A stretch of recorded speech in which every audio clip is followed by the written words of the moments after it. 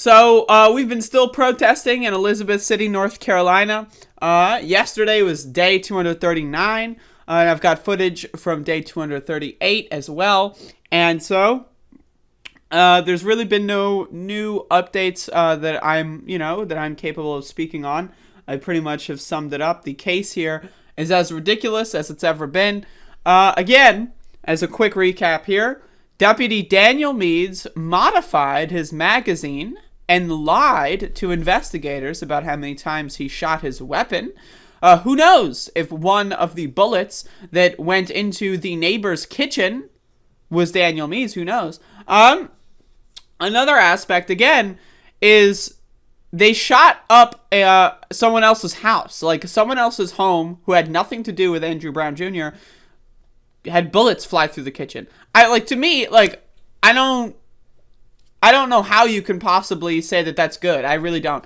Again, another factor here that's worth mentioning is that after everything that happened with the protests, with Andrew Brown Jr.'s murder, with them trying to cover it up, etc., they still allowed some of the sheriff deputies to dance and parade around in the Christmas parade on December 4th.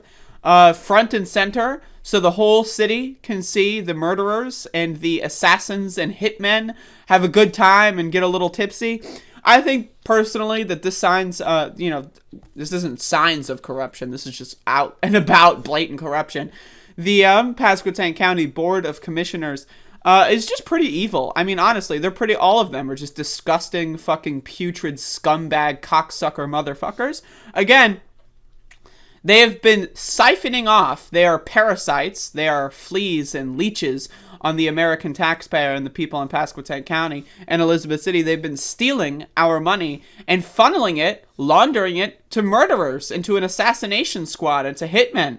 Personally, I would rather my tax dollars go to combating the coronavirus pandemic. I would rather my tax dollars go to fixing the water in Elizabeth City. For those of you that don't know, most of the water supply in Elizabeth City is poisoned. It's got lethal levels of chloroform. If you ingest it over long periods of time, it can cause tumors and cancer. So that's not good. I would rather the taxpayer dollars go to fixing potholes in Elizabeth City. Is that possible? Can we do that? No? All right. But instead, they're going to spend hundreds of thousands of dollars giving assassins extra money and paid vacation and overtime pay, where most people are struggling to even hold a single job in this economy because they don't care. They don't give a fuck about optics. They don't give a fuck what people see them do because they can get away with it. No one will hold them accountable.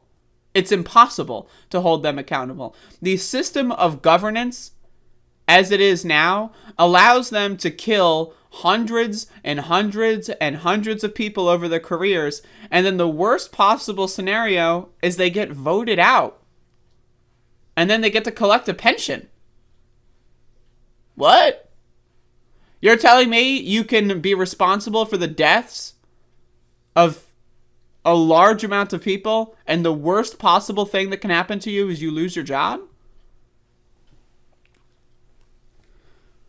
I don't know. To me, it just seems, it's fascinating. It really is. This whole American experiment. The whole American experiment to me is fascinating. These people get paid a significant amount of money to roam the streets of Elizabeth City looking for drugs. And most of the drugs that they find, marijuana, most of the people that get sentenced for drug-related offenses is for possessing less than a couple grams of marijuana.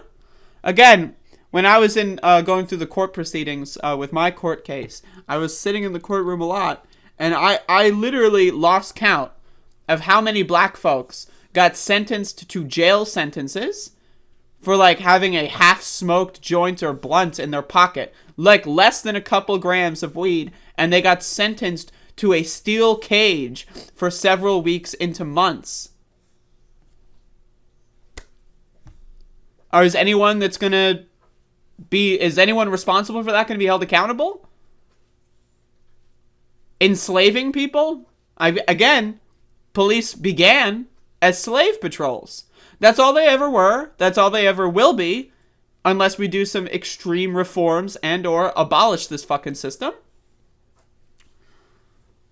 You're telling me I'm walking home. Well, not me. I'm a white person. But you're telling me someone can walk home, had a very stressful day at work, and they want to get a little high before they get home, and then you're going to sentence them to a steel cage for several months? Is that a joke?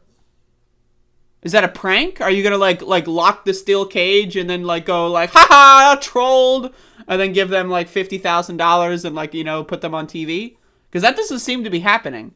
It seems to me that they're enslaving people over stupid shit. But again, they had to kill Andrew Brown Jr. That's what the district attorney, Andrew Womble, said. They had to kill Andrew Brown Jr. He said, and I quote, "We couldn't let him get away."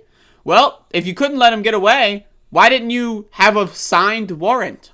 The warrant was not signed by a judge, right? So you couldn't let him get away. Why? Because he's a drug dealer. He had so many drugs. Drugs! He's got drugs out the wham-wham. So you killed him. The drugs are gone. You killed the druggie, right? They're gone now, right? Wrong. The drugs are not gone. In fact, now again, I don't know if this is correlated, or I don't, but there's been a significant amount of gang activity in Elizabeth City and Pasquotank County, shootouts over drugs. Little kids have died over gang-related activity. Where do gangs derive all their power from? Drugs. If drugs were not criminally illegal, gangs would not have any power. I'm telling you that right now. So gangs are a policy choice. Every time a police officer arrests someone for drugs, what they're doing is they're empowering gangs. What they're doing is they're creating black markets that otherwise shouldn't need to exist. But again, all of this none of these people will be held accountable. It's not going to happen. It'll never happen. None of these people will be held accountable. The worst thing that's going to happen to them is they're going to lose their job, and then they're going to live the rest of their lives in luxury. Because the United States of America is a hellhole. It is a shithole country, and the sooner you realize that, the sooner you tell everyone else in your family that this fucking shit has got to stop, the sooner we can change that. But until that happens, we're going to be reading the news every day. Dead, mass shooting, gang shootout, kids dying, dead, right? Water poisoning, food poisoning. Everyone's dying of old age, or not dying of old age. They're dying of like heart disease. They're dying of cancer. Our society is crumbling, and all of it is a policy choice by the people in charge. So, anyway, there you go. We've still been out protesting.